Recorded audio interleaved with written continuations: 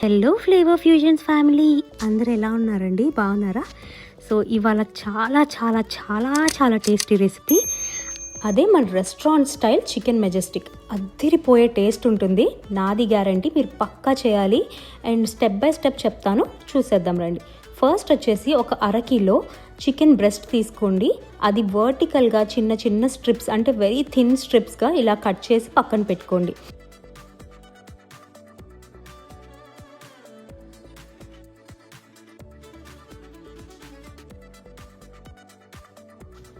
Strips cut చేసుకున్నారు కదా, ఇప్పుడు ఒక బౌల్ తీసుకొని ఇందాక మనం కట్ చేసుకున్న చికెన్ స్ట్రిప్స్ ఏవైతే ఉన్నాయో అవి ట్రాన్స్ఫర్ చేసుకోండి.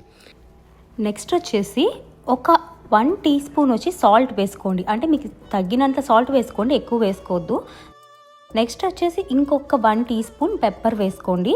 ఇప్పుడు ఒక 2 టీ స్పూన్ల జింజర్ గార్లిక్ పేస్ట్ వేసుకోండి. నేనైతే ఇంట్లోనే చేసుకుంటాను, ఇంట్లోనే చేసుకోండి. ఎందుకంటే బయట జింజర్ గార్లిక్ పేస్ట్లో వెనిగర్ ఉంటుంది, టేస్ట్ బాగోదు. ఇప్పుడు ఒక గుడ్డు వేసుకోవాలి పగలగొట్టి.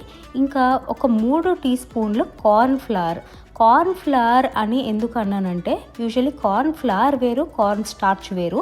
మనం కార్న్ స్టార్చ్ వాడతాము, కానీ ఇండియాలో కార్న్ ఫ్లవర్ అని అంటారనమాట. సో బాగా మిక్స్ చేసుకొని ఒక అరగంట సేపు పక్కన పెట్టుకోండి. ఇప్పుడు ఒక కడాయి తీసుకొని దానిలోకి ఆయిల్ పోసుకోవాలి. బాగా ఆయిల్ మరిగినాక ఈ చికెన్ స్ట్రిప్స్ అన్నీ వేసుకోండి.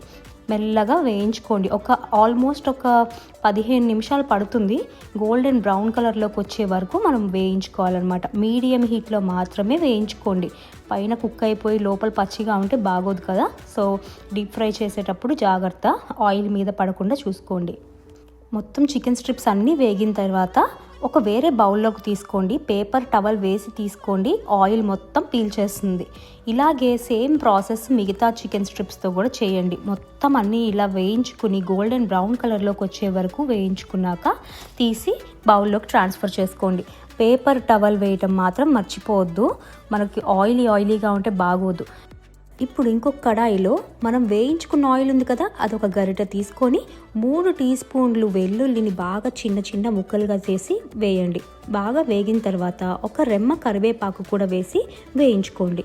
ఇప్పుడు ఏం చేస్తారంటే, కొంచెం వేగిన తర్వాత 3 మిరపకాయల్ని స్లిట్ చేసుకొని అవి కూడా వేసి వేయించండి. ఇప్పుడు 2 టీ స్పూన్లు జీడిపప్పు కూడా వేసి చక్కగా వేయించుకోండి. ఇప్పుడు వచ్చేసి ఒక గుప్పెడు కొత్తిమీర వేయండి అండ్ ఒక చిటికెడు పసుపు. ఇప్పుడు మళ్ళీ మీకు రుచికి సరిపడా కారం, ఉప్పు వేసుకోండి. నేను 1 టీ స్పూన్ వేసాను, మరీ మంటగా అవుతుందని. సో 1 టీ స్పూన్ సరిపోతుంది. మీకు సరిపడా ఉప్పు ఇందాక ఆల్రెడీ వేసుకున్నాం కదా, అందుకని చూసి వేసుకోండి. ఇప్పుడు మొత్తం అన్నీ కలిసేలాగా నీట్గా ఇట్లాగా స్లోగా కుక్ చేసుకోండి. నెక్స్ట్ వచ్చి ఏం చేస్తారంటే, ఒక 4 నుండి 5 టీ స్పూన్లు పెరుగు ఇలాగా చిక్కగా ఉండాలి, కలుపుకొని అది కూడా యాడ్ చేసుకోండి. ఇప్పుడు ఇది యాడ్ చేసుకున్న తర్వాత ఒక 1/2 టీ స్పూన్ సోయా సాస్ ఉంటుంది కదా, చైనీస్ సోయా సాస్, అది వేసుకొని బాగా మిక్స్ చేయండి. ఇప్పుడు లాస్ట్ ఐటమ్ ఏంటి అంటే, మనం ఇదంతా మిక్స్ చేసుకుని నీట్గా అన్నీ కలిసిపోయిన తర్వాత ఇందాక ఫ్రై చేసుకున్న చికెన్ స్ట్రిప్స్ ఏవైతే ఉన్నాయో అవి కూడా వేసుకొని హై ఫ్లేమ్లో టాస్ చేసుకోండి. అంతే, అయిపోయింది. అస్సలు మీరు ఎక్స్పెక్ట్ కూడా చేయరు ఎంత టేస్టీగా ఉందంటే నేను చెప్పలేను. ఇప్పుడు దాకా నేను చేసిన వీడియోస్ ఏమన్నా మీరు చేసినా చెయ్యకపోయినా ఇది మాత్రం పక్కా ట్రై చేయండి. ఎందుకంటే నేను ఎన్నిసార్లు ఎందుకు చెప్తున్నానంటే, అసలు మేము ఇది 2-3 టైమ్స్ చేసాం ఒకే రోజు and it came out really tasty and మేము చాలా ఎంజాయ్ చేసాం. మీకు ఇంకా ఏమైనా చికెన్ రెసిపీస్ కావాలి అంటే నాకు కమెంట్ చేయండి, నేను మీకు కావాల్సిన చికెన్ రెసిపీస్ చెప్తాను.